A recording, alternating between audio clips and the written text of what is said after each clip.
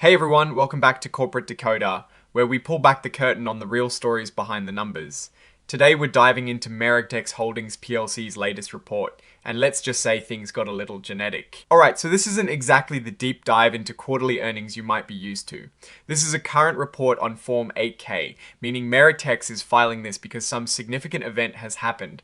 Think of it as a company's immediate update to the world when something important goes down. It is filed with the US Securities and Exchange Commission, or the SEC, which is like the government's watchdog for all things related to buying and selling stocks. The key date here is the 13th of November, 2025. This is the date of the earliest event that this report is about. Companies don't just decide to file these things on a whim. It's required when specific types of events occur, like a major acquisition, a bankruptcy, or in this case, the release of important financial results. So MeiraGTx Holdings PLC, that's our company. They are incorporated in the Cayman Islands, which is a common practice for many international companies. This number here, 001-38,520. That is their commission file number. It's like their official ID with the SEC in the US. Now this is interesting. Their registrable securities, the stuff people can actually buy and trade, includes ordinary shares. The extremely tiny par value per S-hair tells you they have a huge number of shares out there. And the ticker symbol you'll see them under is MGTX. These shares are traded on the Nasdaq Global Select Market, which is a major US stock exchange. So even though they're based elsewhere, they're listed and accessible to us investors. Okay, so the core reason for this filing appears to be under item 2.02, which covers results of operations and financial condition. This tells us the company is sharing news about how it's performing financially. And here is the meat of it. On the 13th of November 2025, MeiraGTx announced their financial results for the quarter that ended on the 30th of September 2025. This is what we really want to see. How did they do in the most recent 3 months of operation? The press release detailing these results is officially part of this filing. This is where we'd normally dig into the actual numbers from that press release, Exhibit 99.1.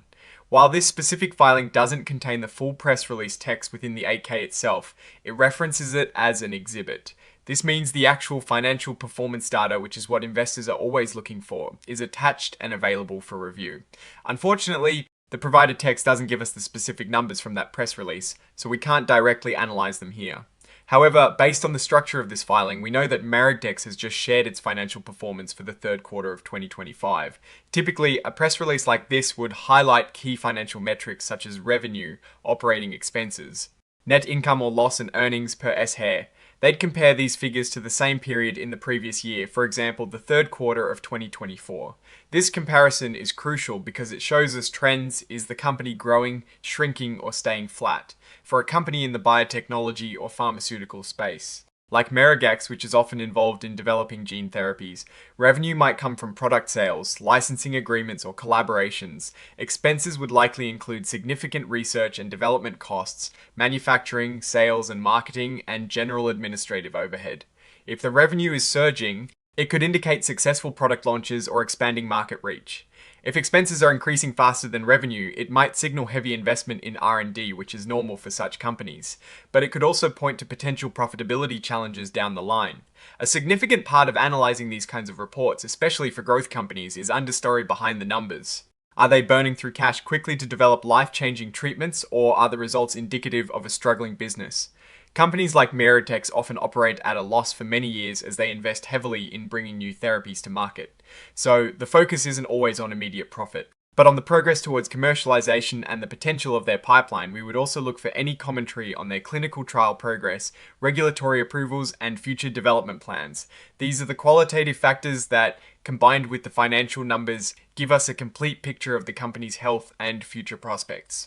Given that this filing specifically points to a press release about financial results, the essential takeaway is that MeiraGTx has just reported on its third quarter performance. Without the actual press release content, it's impossible to give a detailed financial breakdown. However, the fact that they are issuing a Form 8K to accompany this announcement underscores its importance. It's a signal to the market that significant financial news is being shared. Now, looking at MeiraGTx generally, companies in the gene therapy space are inherently high risk, high reward. They're developing cutting-edge treatments that could revolutionize medicine, but the path from lab to patient is incredibly long, expensive, and fraught with scientific and regulatory hurdles. Strength for a company like this often lie in a strong intellectual property portfolio, promising drug candidates in clinical trials, and experienced management teams. Weaknesses can include the immense capital required for development, the potential for clinical trials to fail, and the intense competition. The risk for investors is always that the science doesn't pan out, or regulatory bodies don't approve the therapies. The opportunity, however, is immense if they succeed in bringing a breakthrough treatment to market.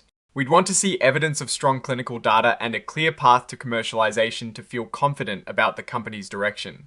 Without the specifics from their earnings release, it's hard to give a concrete opinion on their current financial health.